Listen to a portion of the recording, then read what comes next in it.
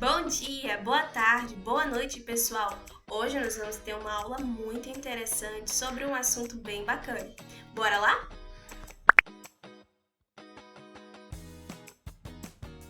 Vamos falar um pouco sobre o teste de Coombs? O teste de Coombs ele pode ser realizado de duas formas, ou de maneira indireta ou de maneira direta. Inicialmente, nós vamos falar um pouco sobre o teste de Coombs realizado de maneira indireta. Vem com a gente! Essa ilustração que vocês estão observando agora é um passo a passo do teste de Coombs indireto. O primeiro passo é a coleta de sangue do paciente. Geralmente usamos um tubo anticoagulante ETDA. Esse sangue passa por uma centrifugação para separarmos o soro, a parte líquida amarela, e é nesse soro que podem estar escondidos os anticorpos que queremos detectar. Já no segundo passo, preparamos o nosso reagente de laboratório. É uma suspensão de hemácias comerciais conhecidas, obrigatoriamente do tipo O positivo, lavadas e diluídas entre 3 a 5%. Usamos o tipo O para garantir que os anticorpos naturais do sistema ABO não interfiram no teste. Agora misturamos o soro do paciente com essas hemácias reagentes. Essa mistura vai ser levada para uma incubadora a 37 graus Celsius. Temperatura essa que é a temperatura do nosso corpo. Se o paciente tiver anticorpos no soro, eles vão se ligar à superfície dessas hemácias reagentes durante a incubação, mas ainda não conseguem aproximá-las o suficiente para formar um grumo visível.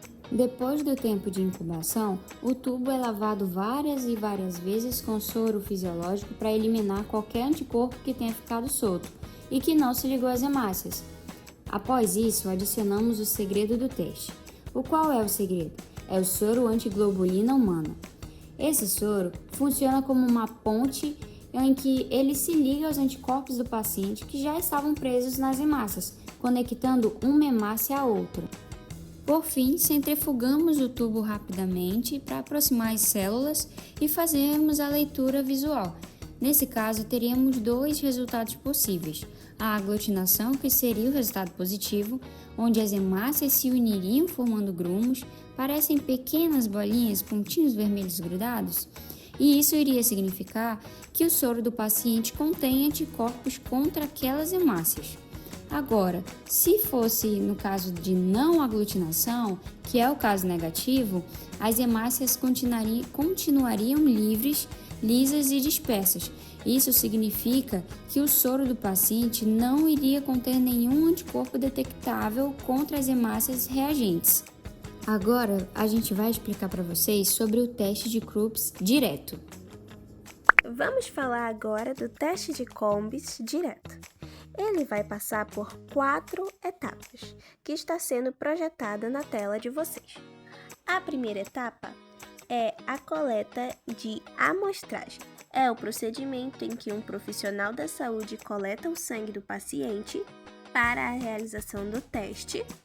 Em seguida, lava as hemácias, que são as células vermelhas do sangue, 3 vezes utilizando uma solução salina, que nada mais é que o soro fisiológico. Essa lavagem ela é fundamental para remover anticorpos livres que estejam flutuando no plasma e que poderiam interferir nos resultados. A segunda etapa é a preparação da suspensão de hemácias, que nada mais é que as partículas sólidas, no caso as hemácias, indo para o fundo do tubo, se acumulando. Nesse processo, ocorre após a lavagem. As hemácias limpas são utilizadas para preparar uma suspensão diluída. A terceira etapa é a adição do reagente de Coombs, onde se é adicionado um reagente químico que contém anticorpos que se ligam especificadamente a outros anticorpos humanos.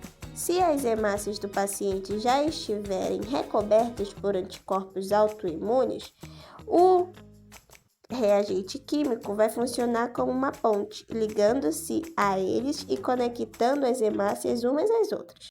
A quarta etapa é a centrifugação e leitura. Nesse processo, o tubo contendo as hemácias é colocado em uma centrífuga laboratorial para forçar a aproximação das células. Após isso, faz-se a visualização para saber se as células aglutinaram, que nada mais é que a formação de grumos. Se houver a formação de grumos, isso confirma que havia anticorpos fixados nas hemácias dos pacientes. Se não houver formação de grumos, isso significa que não havia anticorpos grudados nelas. Esse teste é utilizado na detecção de anemia hemolítica autoimune, doenças hemolíticas perinatal, nas reações transfusionais hemolíticas, etc. E agora vamos falar sobre o segundo teste, o teste de imunocromatina em tira. Essa imagem representa o funcionamento de um teste de imunocromatografia em tira, também conhecido como teste rápido por fluxo lateral, muito utilizado em exames como testes de gravidez, Covid-19 e detecção de diversos antígenos ou anticorpos. O princípio desse teste combina dois conceitos, imunologia e cromatografia. A parte da imunologia está na interação específica entre antígeno e anticorpo, e já a parte da cromatografia corresponde à migração da amostra ao longo da tira por capilaridade. Primeiro, a amostra biológica, que pode ser sangue, soro, urina, saliva ou material coletado por swab, é colocada no poço de amostra, indicado pela letra S.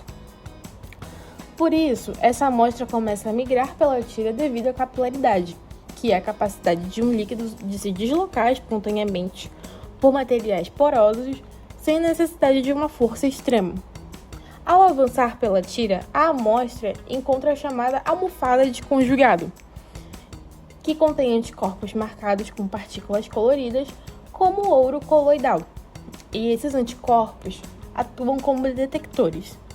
Se a amostra contiver a molécula-alvo, como um antígeno específico, ocorre a ligação entre antígeno e esses anticorpos marcados formam um complexo antígeno-anticorpo.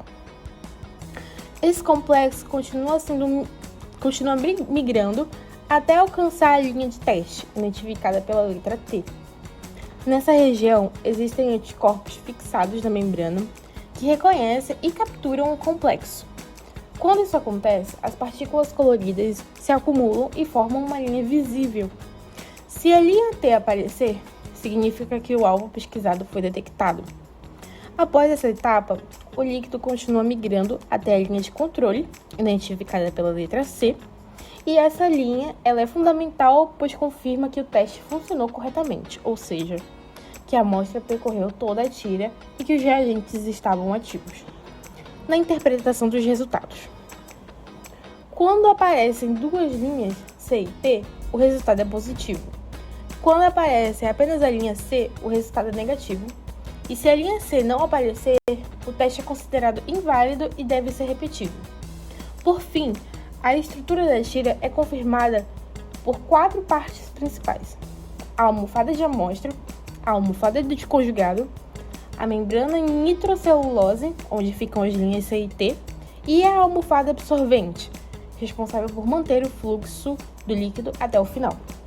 Bom, pessoal, esse é um teste que ele determina sobre a gravidez. Também é o teste utilizado na identificação de Covid-19, HIV, entre outros.